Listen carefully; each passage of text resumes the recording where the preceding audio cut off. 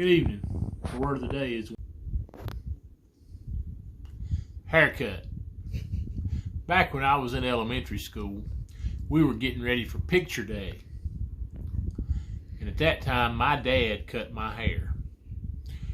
We had a stool that I would sit on, and most of the time I would sit in front of the TV, and he would cut my hair. He did this for a couple reasons. Number one, he used to cut all of his brother's hair. He didn't have a barber's license, but he had practiced quite a bit because he had 6 brothers, and I think he cut his dad's hair too, so he had had a little bit of practice. So he had the hair cutting tools, and we didn't have to go to the barber and pay the barber.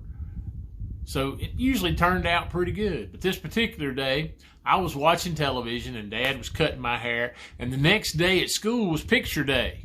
They were trying to get me looking good for picture day. Well, as I was watching the TV, I was watching a parade that the president was in. It was President Nixon, as I remember, so that gives you an idea of when this was. President Nixon was riding in his limo, and he turned the corner, and I did too, as I followed him around the corner. When I did, my dad cut clean down to my scalp with the clippers. He looked at it a minute, and he said, "I'm sorry, there's nothing we can do but give you a buzz cut." So I went to school the next day with a buzz cut, and my picture that year was with a buzz cut. My teacher asked me the next day, she said, "Did y'all mean to do that for picture day?" And I said, "Well, that's just the way it turned out."